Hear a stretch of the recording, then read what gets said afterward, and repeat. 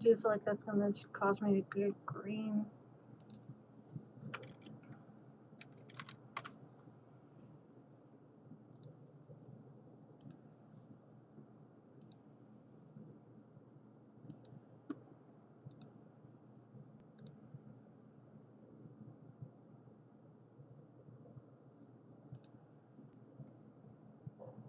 I don't remember if this is like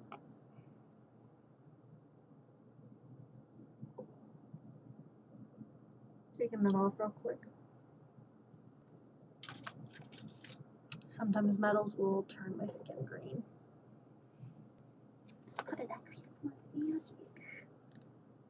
Okay, so there's that.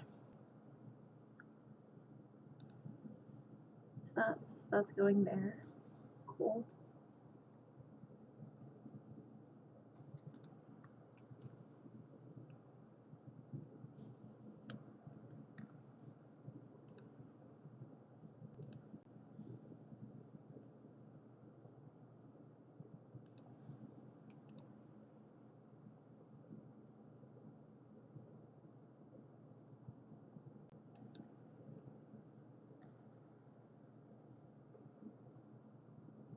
Twitch advertise stream.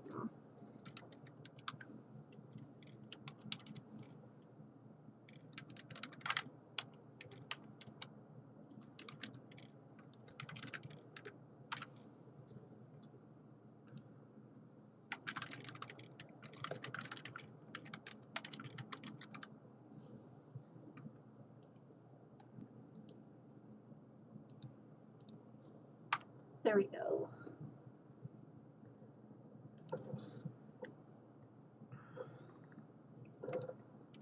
I'm not sure who all not sure who all is here, but I've got a cough drop in my mouth. Making sure I don't get sick. Last thing people need is a sick Mrs. Claus.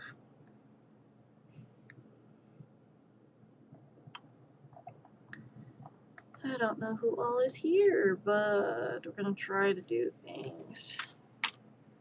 I've got a few books I'm gonna pick out and read today, just because reading and just in character. But I'm not doing the voice because it's like, and now it's time for story time with Mrs. Claus. We're here together for story time, children. Look like the old lady voice. Yeah. Go here. And then do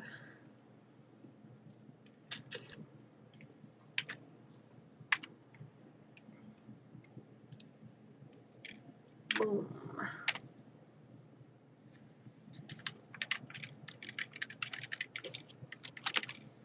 Mm-hmm.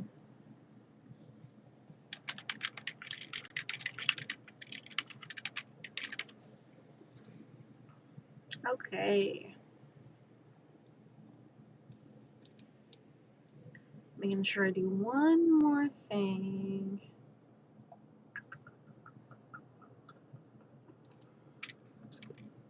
Mm-hmm.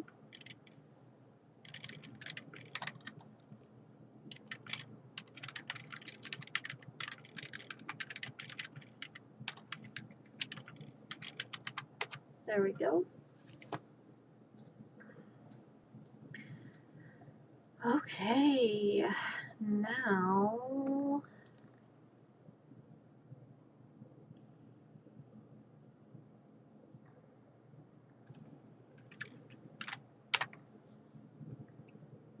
we're gonna try get that going. Put that over on that screen so I can see that while I'm doing this.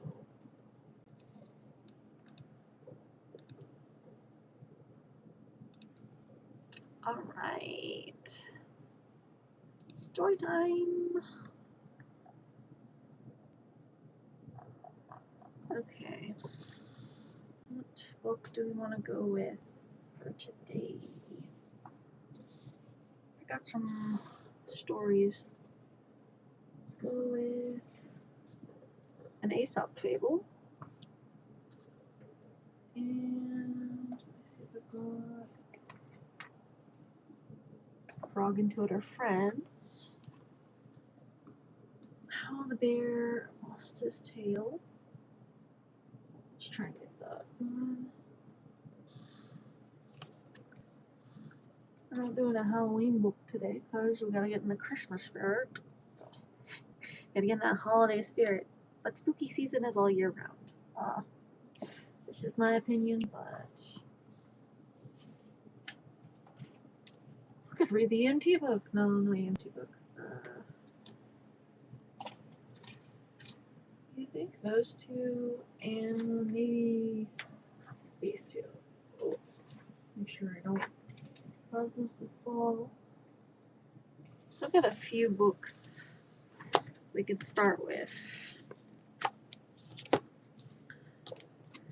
So I'm thinking we will start with The Very Impatient Caterpillar.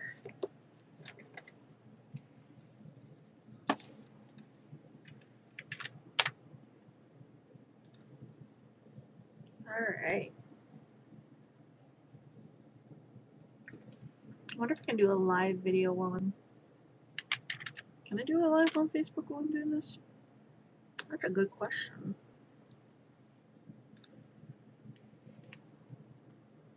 Let's see if it's possible.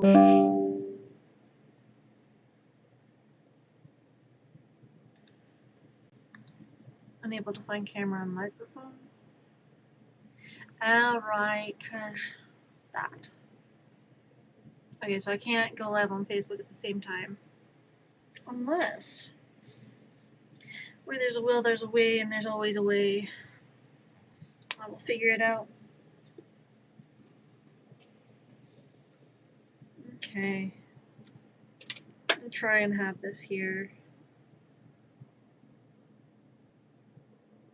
And I'll try and do a live on Facebook here. Hey, Death, how are you? Dressed up today. Yep. I just need to find a place to, like, put this. But I'm not sure where I can put this. I would use my stand, but that's gonna get in the way. Let's see if I can maybe fidget it into here. I might be able to fit it into here. Hey, I can fit it into here. Hopefully. Here's hoping. Tab data description.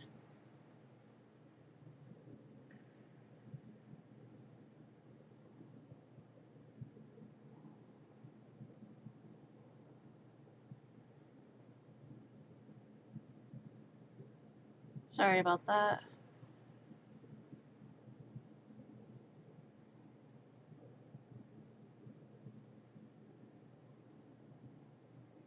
And it should be good. Okay, hopefully there's sound on that, but we are going to start with The Very Impatient Caterpillar. Is it time yet? By Ross Barash. That kind of rhymes, Rosh Barash. Alright, so The Very Impatient Caterpillar.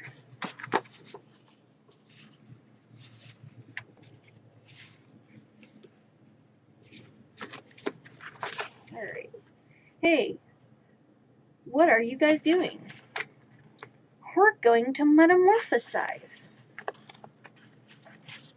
Now, mind you, I haven't even read this book before. Meta, what now? Transform into butterflies. Right. I knew that. What? You're telling me I can become a butterfly? Yes. With wings? Yes. For real? Yes. Wait for me.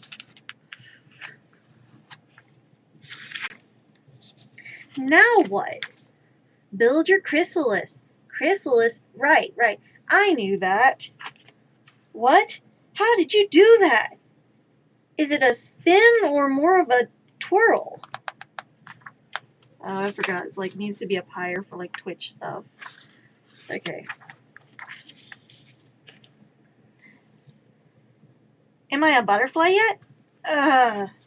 Now what? Just be patient and let nature take its course. Patience, right, I got this.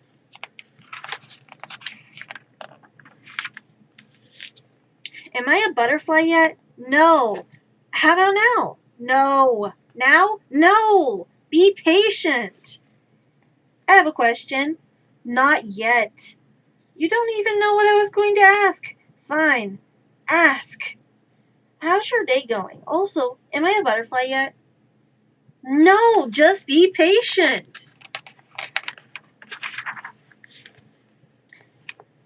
Shh, we're trying to metamorphosize.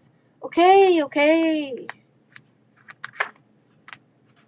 feel like I need to lower that just a little bit. That might help.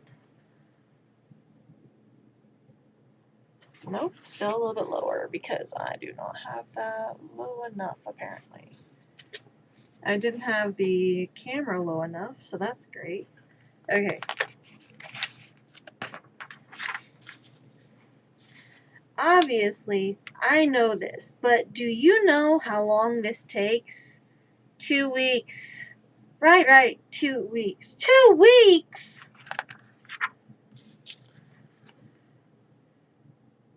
Oh, what am I going to do in here for 2 weeks? Can I get a comic book or something? What if I need the bathroom? Anyone want to play a game? What if I want a snack? Hello? 2 pizzas, please. My address? Chrysalis. Click. Hello? How long have I been in here? It's still day 1? This is taking forever. That's it. I feel metamorphosized enough. I know the feeling. Just like, I'm done waiting. Okay. Look out, world. Feast your eyes on this beautiful butterfly. How do I look? Transformed? Time to spread my wings and fly.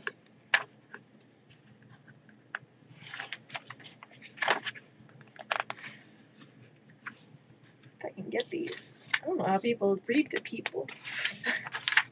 Now, if the dyslexia would take a back seat, that'd be great. What?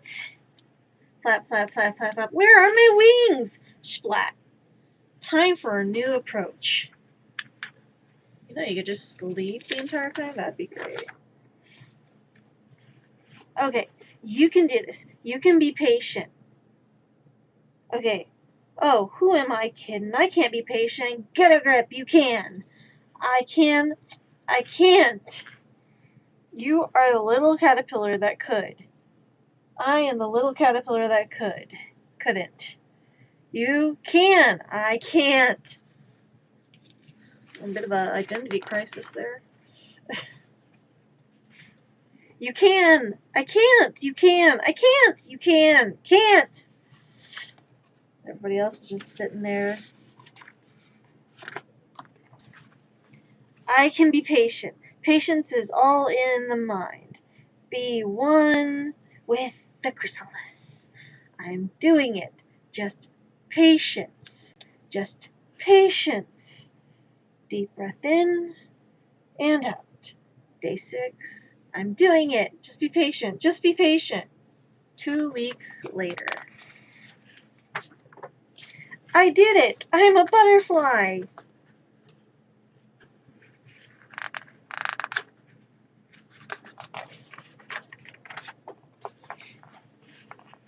You know, I do feel transformed. Starting now, I'm going to be way more patient. That's great. Hey, where are you all going? We're migrating. Migrating, right. Wait for me. Are we there yet? And that is the very impatient caterpillar. Alright. Sometimes I feel like an impatient caterpillar. Alright. Let's go with Those Can't Do Pigs by David McPhail.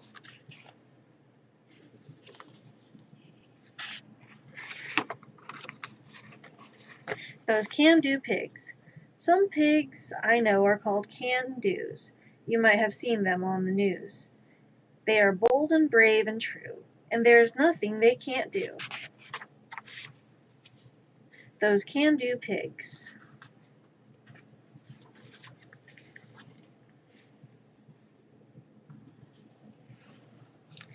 In the morning bright and early, can-do pigs are gruff and surly. Till they've had their toast and tea, then they're happy as can be.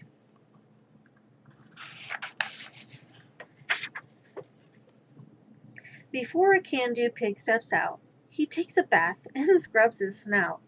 He shines his shoes and ties his tie, then gives his mom a kiss goodbye. Can-do pigs can take a ride up and down the countryside. They stop at Vern's to change a tire and fix the fan belt with some wire.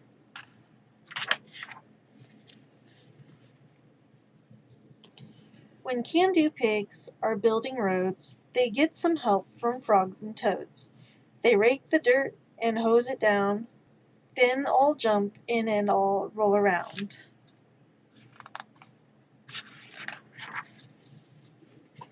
Those can-do pigs can do repairs, mending tables, lamps, and chairs. They try to make them good as new, with a hammer, nails, and glue. Those pigs can do most anything. Have you ever heard of them sing? Or play piano with a stick? Or beat them bongos with a brick? A can-do pig could can well, until the day she tripped and fell. Down the stairs and out the door, she doesn't can anymore.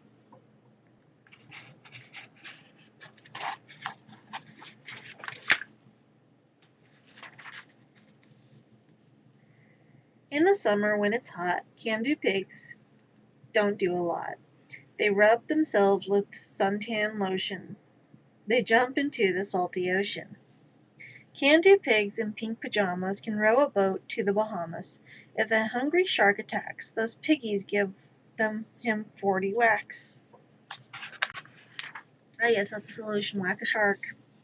I mean, I guess you hit the snout. Okay, back to story. Okay. In the grass down by the shore, a can-do pig disturbs a boa. The snake wakes up and starts to hiss, then gives that pig a great big kiss. Can-do pigs can never lie. They just can't, I don't know why. George Washington chopped down a tree, then told his father it 'twas me.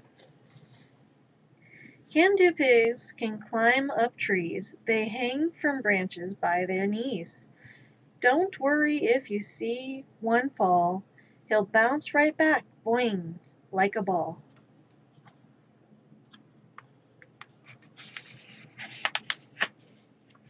I almost skipped 2 pages. Those pigs can fly, did you know? That just like a bee, a bird, and a bat, you can see them in the sky. Watch out, duck, one just flew by.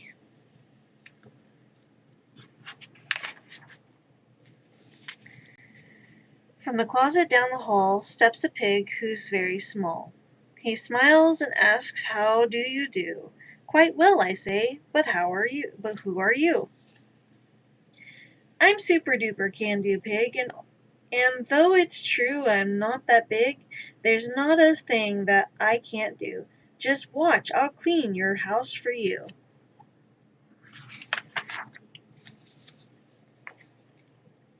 He lifts me up into the air, and then he mops beneath my chair.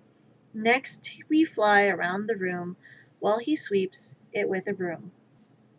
He cleans each cranny, every nook, and blows the dust off every book. And when he's done, he flies away. I'll be back, he calls, someday. Pigs can rocket to the moon. They leave at 10, arrive by noon. They stop for lunch out there in space at some little fast food place.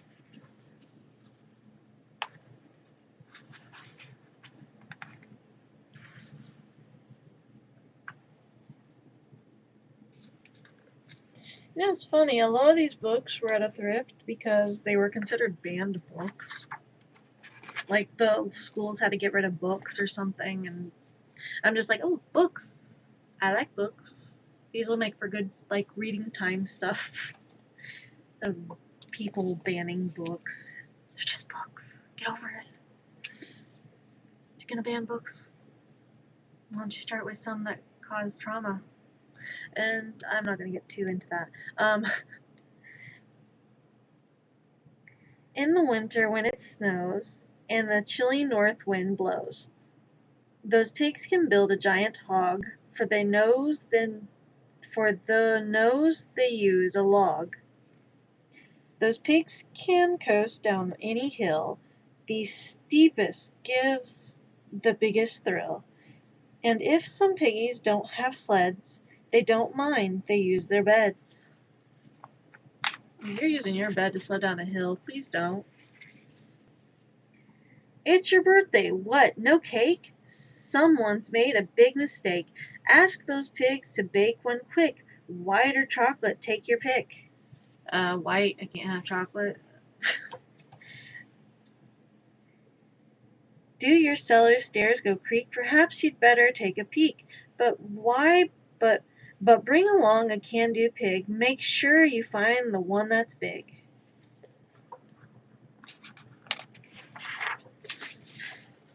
Can-do pigs are quite amazing. I've seen them late at night stargazing, stretched out on their bristly backs, munching on their midnight snacks. Lying there beside the lake, are those piggies still awake? I listen closely, not one peep. Those can-do pigs are sound asleep. I wish I was sound asleep. I gotta stay up. It's good to have a can-do friend to stand beside you till the end. No matter where, no matter when, it's good to have a can-do friend.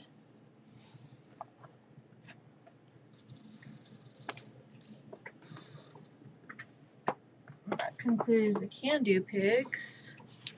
So we can do Aesop Fable or How the Bear Lost His Tail next.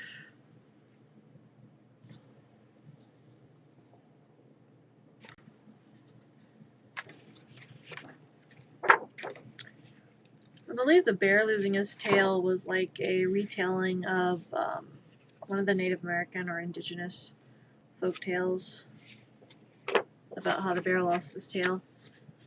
How the Bear Lost His Tail. Retold by Hannah Bach. Illustrated by Laura J. Bryant. It's a black and white book, so here's some classics. Long ago, Bear had a long, bushy tail.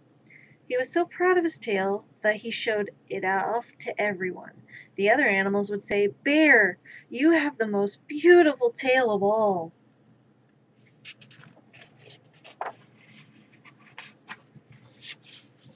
What's going on? This made Fox unhappy. He thought his own long, bushy tail was the most beautiful tail of all. So Fox made a plan. Fox knew that Bear loved to fish more than anything else, so Fox cut out a hole in the ice. He fished all day long until he had a great big pile of fish. When he heard Bear coming, Fox hid the fishing pole and dipped his tail into the cold, icy water. Just then Bear walked by the lake. He couldn't believe what he saw, a great big pile of fish.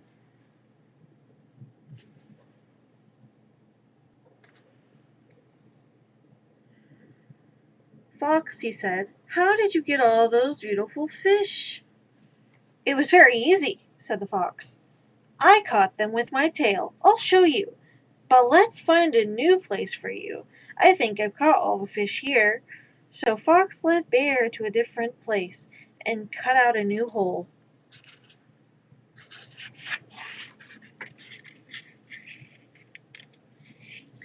"Here is your new hole, Bear," said Fox. "Turn around to dip your tail into the water. Soon a fish will grab it. Bear turned his back to the hole and then dipped his beautiful tail into the water. I cannot see the hole. How will I know if I catch a fish? Asked the bear. Fox said, I will hide over there, so the fish don't see me. When I see a fish grab your tail, I will shout to you. Then you can pull the fish out of the water. Don't move until I tell you to. Bear nodded his head.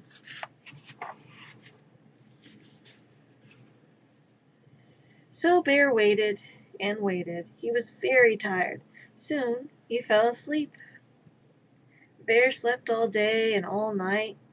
His tail got colder and colder. The ice got thicker and thicker. Bear slept and slept.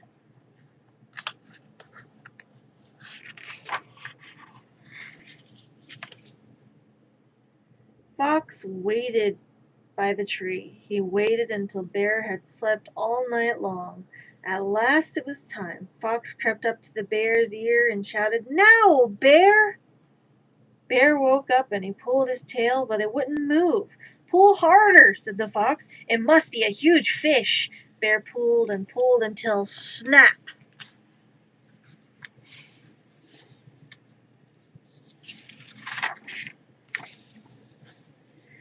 Bear turned around to see the huge fish he had caught, but that is not what he saw. My tail! Cried Bear. My big, beautiful tail! The fishing hole was gone. There in the ice was Bear's tail. The water had frozen while Bear slept, and his tail was stuck in the ice. Fox pointed at Bear's new short tail and laughed. What a silly little tail for a great big bear, said Fox. Bear was sad. He didn't want the other animals to see his short little tail, so he ran home to his cave and slept all winter long. Now Fox shows off his own tail, his own beautiful tail, every chance he gets. And that's the end of the book. Basically, the fox tricked the bear, and the bear lost his tail. Okay, but like, foxes aren't all bad. Jeez. Okay. Next, we're going to do Fox and the Crow, an Aesop fable. Retold by Annette Smith, illustrated by Julian Guerrero. Now, I grew up with the Aesop fables, and it's classic. They're little parable stories that you learn from. The Fox and the Crow, an Aesop fable. Once upon a time, there was a big black crow. One day, she saw some cheese on a table just inside the farmhouse. That cheese looks delicious, she said to herself. The window is open. I will fly inside and get it. Soon the crow was far away in the forest. She sat on a branch of a big tree. She was just about to eat the cheese when she saw a fox walking through the bushes. The crow was glad that she was up in the air in the tree, where she was safe. The fox smelled the cheese. He looked up and saw the crow with the cheese in her beak. I must have that cheese, he said for himself. I can't climb that tree, but I do know how to trick that silly bird.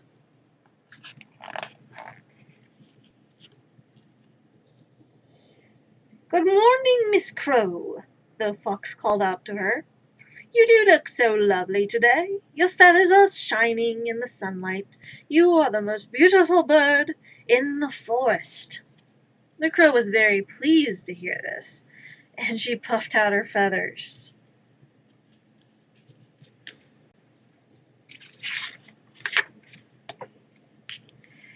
Then the fox said, Someone has told me that you have a beautiful voice too. I would like to hear you sing.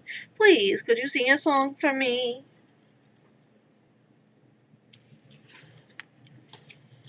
The crow was surprised to hear this, because she could only say caw-caw. Caw-caw! But the fox must be right. She did have beautiful shiny feathers, so she must have a beautiful voice too. The crow opened her beak to sing, and at once the cheese fell to the ground. The fox gobbled up the cheese as he ran off into the forest, and he called back to the crow, "Ha ha! I tricked you!" And then the crow knew just how silly she had been. So the moral of that story is flattery is not to be trusted. Basically, someone can flatter you a lot when you're just trying to enjoy yourself. But no matter how much someone flatters you, don't be gullible and don't try to give in to their flattery. Because, let's face it, you're the only one that can flatter yourself. Though I think that's narcissism, right? Technically, it would be considered narcissism, right? Maybe. Alright. Frog and Toad are friends. Story and pictures by Arnold Lobo. Lobo. Alright, got Frog and Toad are friends. Oh man, this has been a while. Spring. Frog ran up the path to Toad's house. He knocked on the front door. There was no answer. "Toad! Toad!" shouted Frog. "Wake up! It is spring!" "La!" said a voice from inside the house. "Toad! Toad!" cried Frog. "The sun is shining! The snow is melting! Wake up!" "I am not here," said the voice. Don't you wish you could respond like that? "I'm not here. Go away. Bye. Have a wonderful time."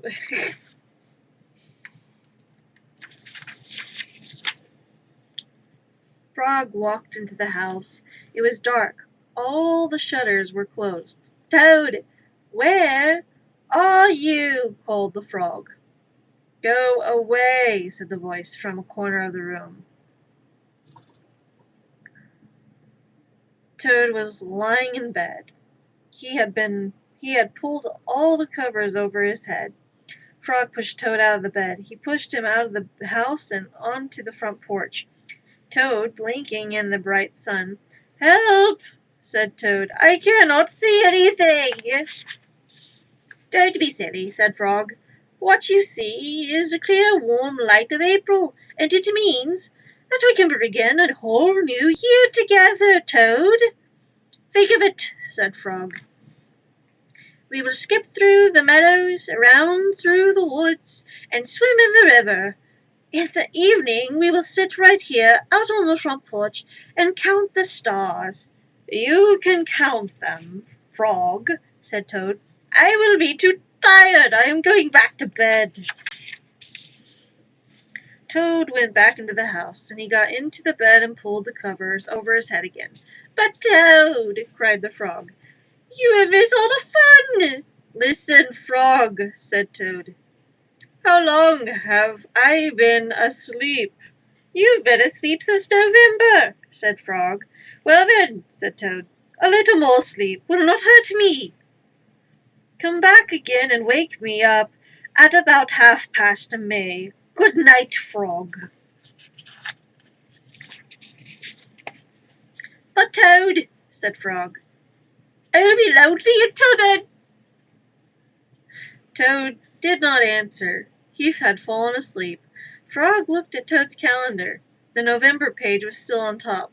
Frog tore off the November page. He tore off the December page, and then the January page, the February page, and the March page. He came to the April page. Frog tore off the April page too. Then Frog ran back into Toad's bed. "Toad, Toad, wake up! It is May now." "What?" said Toad. "Can it be May so soon?" "Yes," said Frog. "Look at the calendar! Look at your calendar!" Toad looked at the calendar. The May page was on top. "Why, it is May," said Toad, as he climbed out of bed.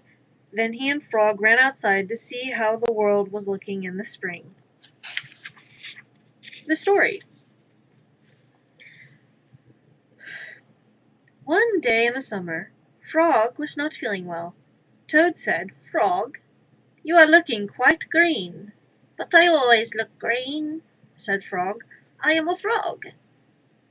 Today you look very green, even for a frog, said Toad. Get into my bed and rest. Toad made Frog a cup of hot tea. Frog drank the tea, and then he said, Tell me a story. Oh wait, tell me a story while I am resting. All right, said Toad. Let me think of a story to tell you. Toad thought and thought, but he could not think of a story to tell Frog. I will go out on the porch and walk up and down, said Toad. Perhaps that will help me to think of a story. Toad walked up and down on the front porch for a long time, but he could not think of a story to tell Frog. Then Toad walked into the house and stood on his head. Why are you standing on your head? Asked Frog. I hope that if I stand on my head, it will help me to think of a story, said Toad. Toad stood on his head for a long time, but he could not think of a story to tell Frog. Then Toad poured a glass of water over his head. Why are you pouring a glass of water over your head? Asked Frog. I hope that if I pour water over my head, it will help me to think of a story for you, said Toad. Toad poured many glasses of water over his head, but he could not think of a story to tell Frog. Then Toad began to bang his head against the wall. Why are you banging your head against the wall? Asked Frog. I hope that if I bang my head against the wall hard enough, it will help me to think of a story, said Toad. Same. Anyways, I am feeling much better now, Toad, said Frog. I do not think I need a story any more. Then you get out of bed and let me get into it, said Toad, because now I feel terrible. Frog said, Would you like me to tell you a story, Toad? Yes, said Toad, if you know one. Once upon a time, said Frog, there were two good friends, a frog and a toad. The frog was not feeling well. He asked his friend, the toad, to tell him a story. The toad could not think of a story. He walked up and down on the porch, but he could not think of a story. He stood on his head, but he could not think of a story. He poured water over his head, but he could not think of a story. He banged his head against the wall, but he could not think of a story. Then the toad did not feel so well, and the frog was feeling better. So the toad went to bed, and then the frog got up and told him a story. The end. How was that, Toad? How was that, Toad? Said the frog. But Toad did not answer. He had fallen asleep. A lost button. Toad and Frog went for a long walk. They walked across a large meadow. They walked into the woods, and they walked along the river. At last, they went back home. Oh dear, said Toad. Not only do my feet hurt, but I have lost one of the buttons on my jacket. Don't worry, said Frog. We will go. I will be right back.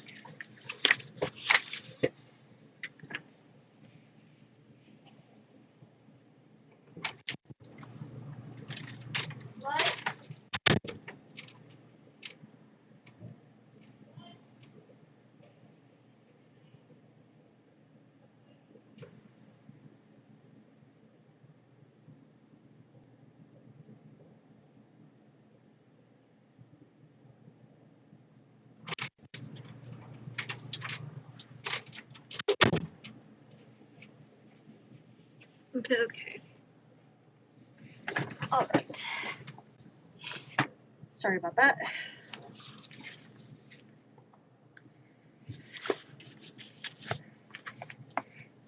Don't worry, said Frog. We will go back to all the places where we walked. We will soon find your button. They walked back to the large meadow. They began to look for the button in the tall grass. Here is your button, cried Frog. That is not my button, said Toad. That button is black. My button was white. Toad put the black button in his pocket.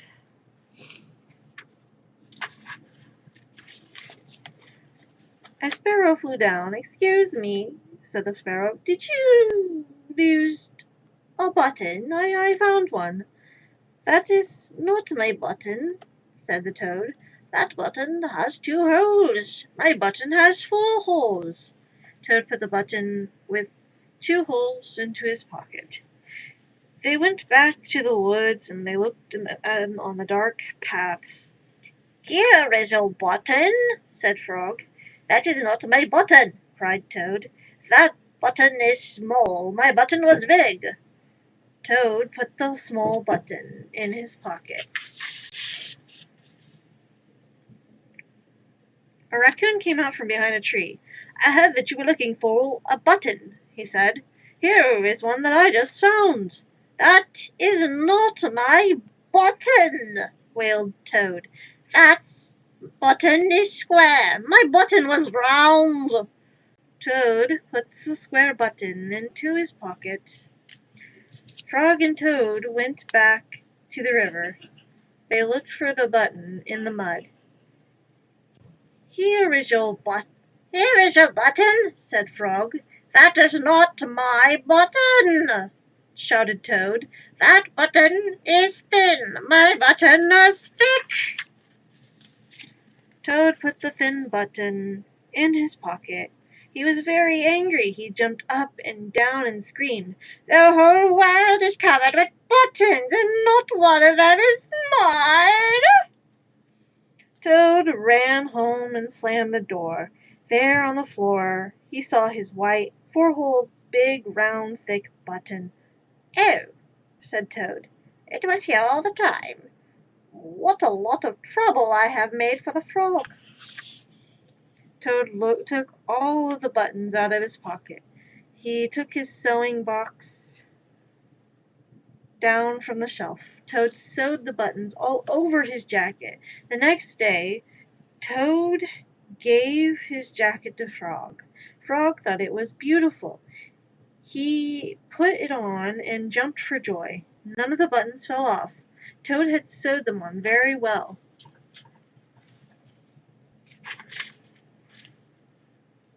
A swim. Toad and Frog went down the river.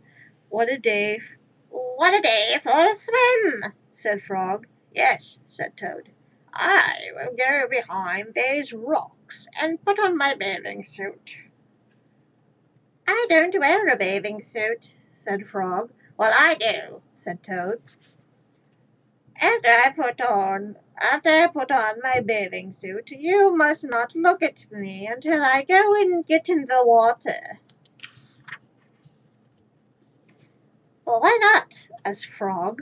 Because I look funny in my bathing suit, that is why, said Toad. Frog closed his eyes when Toad came out from behind the rocks. Toad was wearing his bathing suit. Don't peek, he said. Frog and Toad jumped into the water.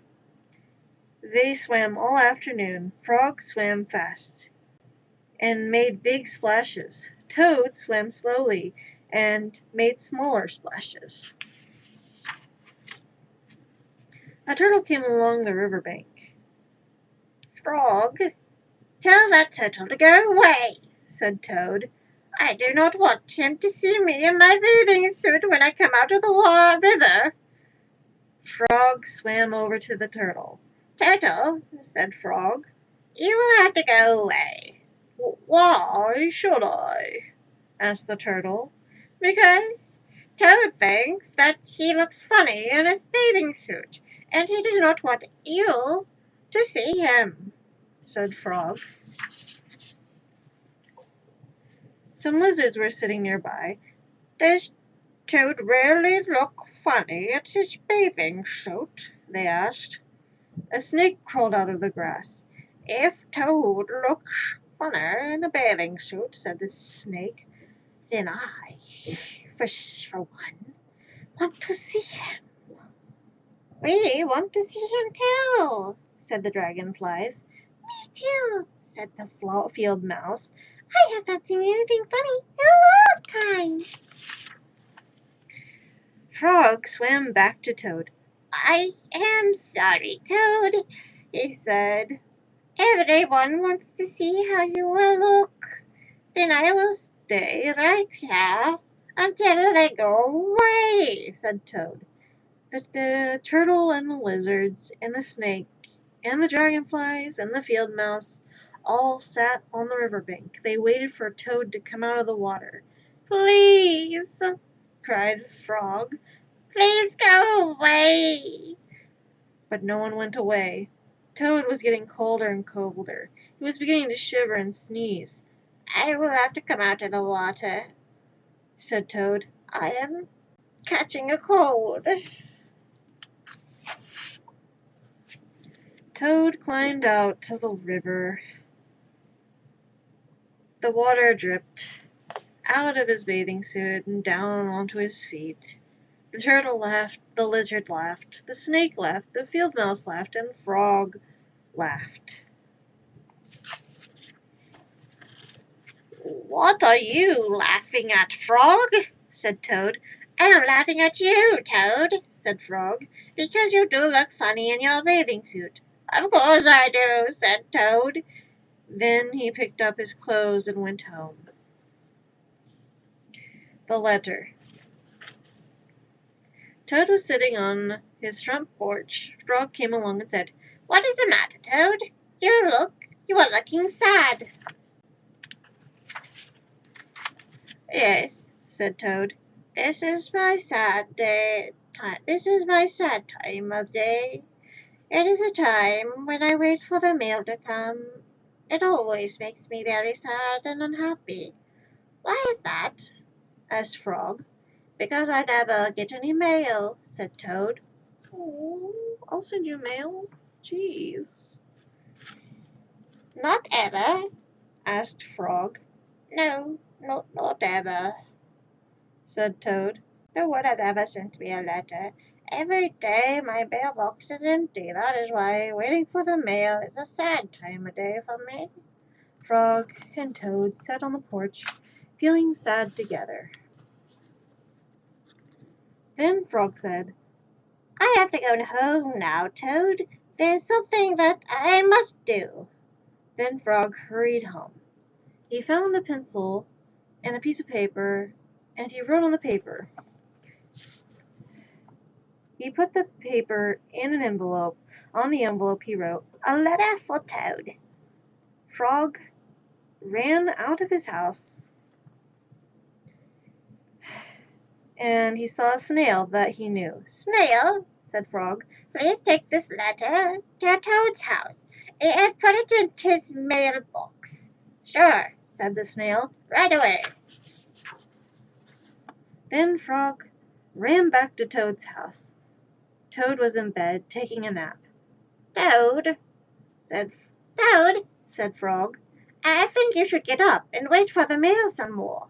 No, said Toad, I am tired of waiting for the mail. Frog looked out the window at Toad's mailbox. The snail was not there yet.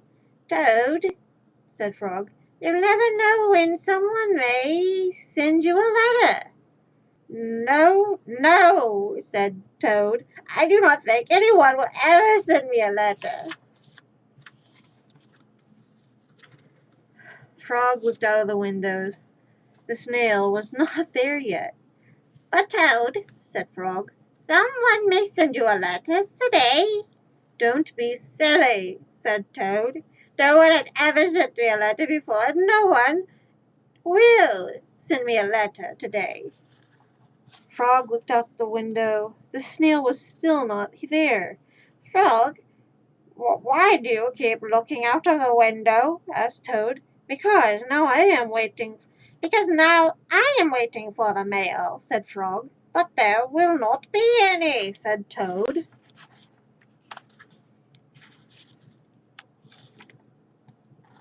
Someone's got to lack confidence there. Oh, yes, I will, said Frog, because I have sent you a letter. You have? Said Toad. What did you write in the letter? Frog said, I wrote, Dear Toad, I am glad that you are my best friend. Your best friend, Frog. Oh, said Toad, that makes a very good letter. Then Frog and Toad went out onto the front porch to wait for the mail. They sat there feeling happy together. Frog and Toad waited a long time. 4 days later, the snail got to Toad's house and gave him the letter from Frog. Toad was very, very pleased to have it. There's that one.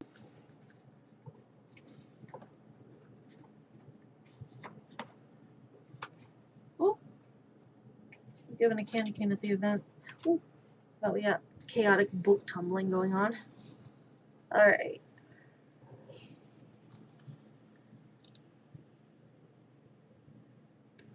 Need to do hydration real quick.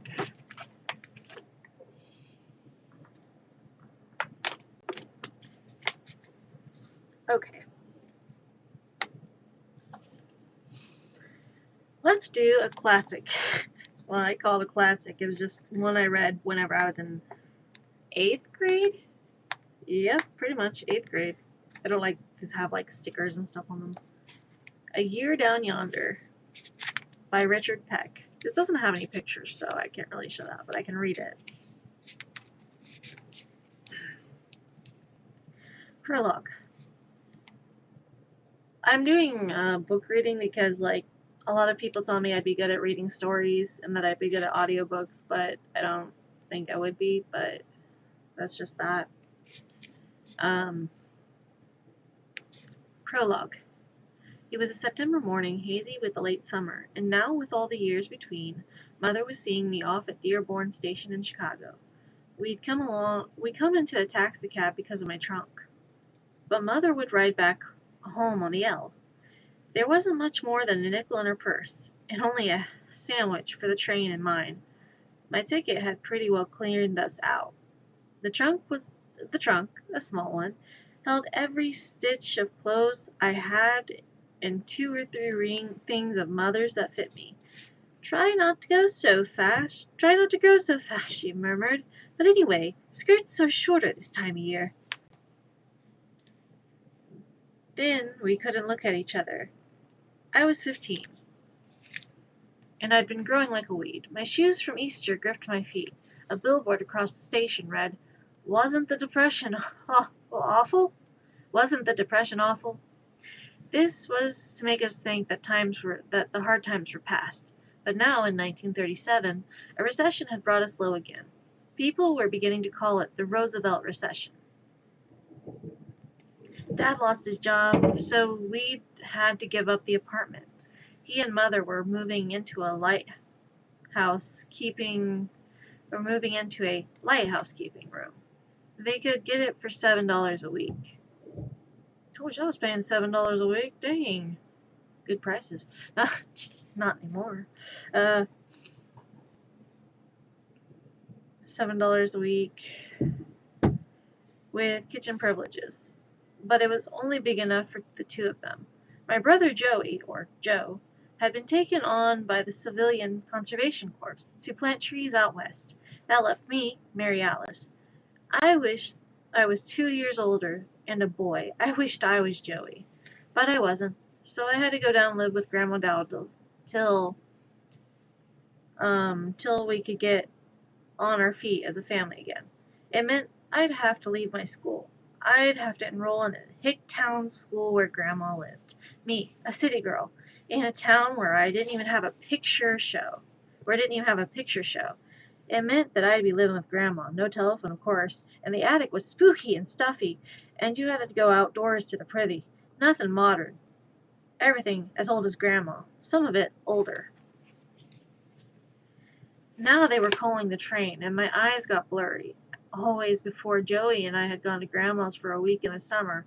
Now it was just me And at the other end of the trip, Grandma. Mother gave me a quick squeeze before she let me go, and I swear I could hear her murmur, "Better you than me." She meant Grandma.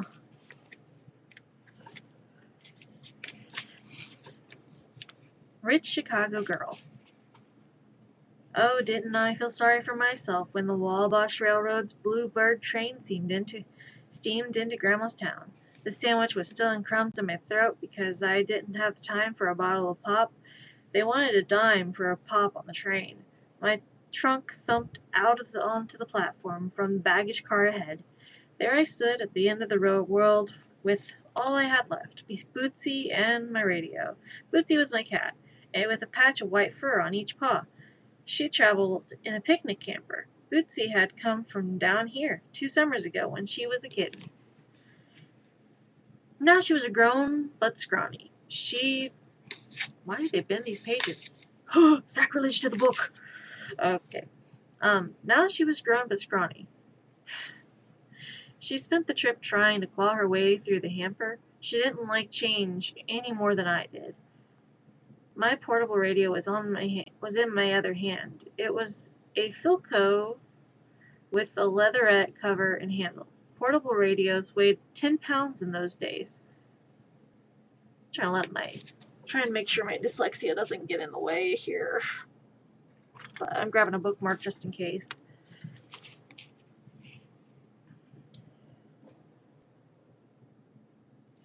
As the train pulled out behind me, there came Grandma up the platform steps. My goodness, she was a big woman. I'd forgotten. And taller still, with her spidery old umbrella held up to keep the sun off the high noon. A fan of white hair escaped the big bun on the back of her head. She drew nearer till she blotted out the day. You couldn't call her a welcoming woman. There wasn't a hug in her. She didn't pull out her arms, so I had nothing to run into. Nobody had told Grandma that skirts were shorter this year. Her skirt tails brushed her toes. I recognized the dress. It was the one she put on in hotter weather to walk uptown in. Though I was 2 years older, 2 years taller than last time, she wasn't one for personal comments. The picnic camper quivered, and she noticed. "What's in there?" "Bootsy," I said. "My cat." "Oh, boy," said Grandma. "Another mouth to feed." Her lips pleaded. "And what's that thing?" She nodded to my other hand. "My radio?" But it was more than a radio to me. It was my last touch with the world. "That's all we need." Grandma looked skyward. "More noise." She aimed for one of her chins down the platform. "That yours?" She meant the trunk. It was the footlocker that Dad had brought home from the Great War. "Leave it," she said. "They'll bring it to the house." She turned and trudged away, and I was supposed to follow. I walked away from my trunk, wondering if I'd ever see it again. It wouldn't have lasted long on the platform of Chicago. Hot tongs would have separated me from Bootsy and my radio. I hear the mail truck. The recession of '37 had hit Grandma's town harder than it hit Chicago. Grass grew in the main street. Only a face or two showed in the window of the Coffee Pot Cafe. Moore's store was hurting for a trade, and Weidenbach's bank looked like it had just barely been in business. On the other side of the weedy road, Grandma turned the wrong way away from the house. 2 old slab-sided dogs slept on the sidewalk. Bootsy knew because she was having a conniption in the hamper, and my radio was getting heavier. I caught up with Grandma. "Where are we going?" "Going," she said, with a picture of surprise. "Why, to school. You've already missed nearly 2 weeks. School?" I'd have clutched my forehead in my hands if I weren't full. "On my first day here?" Grandma stopped dead and spoke clear. "You're going to school. I don't want the law on me." "Grandma, the law's afraid of you?" "You'd grab that shotgun from behind your wood box if the sheriff came to your place." It was true. The whole town knew Grandma was trigger happy. "Well, I don't want it to come to that," she trudged on. I could have broke down and bawled then. Bootsy in her hamper, banging my knees, the sun beating down like it was still summer. I could have flopped in the weeds and cried my eyes out, but I thought I better not. Under a shade tree, just ahead, was a hitching rail. Tied to it were mostly sway-backed horses, and a mule or two that the country kids rode to school. One horse was like another to me, but Grandma stopped to look them over. There was a big gray with tangled tail switching flies. Grandma exclaimed him from stem to stern. I thought she might pry his jaws apart to look at his teeth. She took her time looking, though I was in no hurry. Then on she went across a bald yard to the school. It was a wooden-sided with a bell tower. I sighed. On either side of the school was an outdoor privy, one side for boys and one for girls, labeled, and a pump. Grandma slowed again as the bell tower rose above us. She'd never been to a high school. She'd been expelled from one-room schoolhouse long before the 8th grade. I happen to know this. Oh, jeez. Okay, maybe the reading is not going very well. Yeah, so trying to read a book and having dyslexia is, sometimes my dyslexia acts up. It's not all the time. There's some things that I do to try and get past it, but like, there's sometimes it acts up and then makes it hard to read because the reading becomes very hard for my head. And yes, I can read, and I read better not having to read out loud, but when I'm having to verbalize all the words, it's just like, ah, yes. Now it's time to screw up. What? No, I don't want that. Too bad. But I've got a bookmark there. Currently, I'm not abusing my books, I swear. I just do not have the mental I thought I had. I like read books for an hour, and I didn't think it'd be that hard. Whoops. I thought it'd be a lot easier.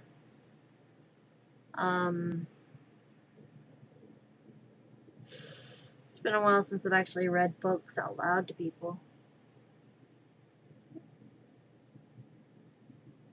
Okay. I'm good to end my Facebook Live because, yeah, that's gonna be. Bye! Okay, so I'm ending the Facebook Live because I do not have the mentor spoons.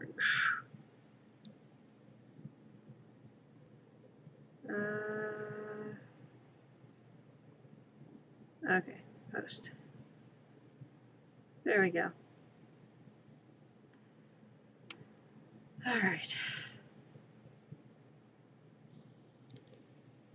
Oh my gosh. So yeah. That is a lot. That is a lot.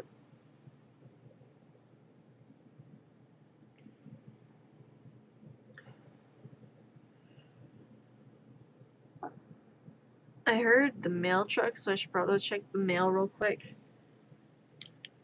I'll be right back. Put my glasses back on because I'm blind. I'm not blind, but getting there.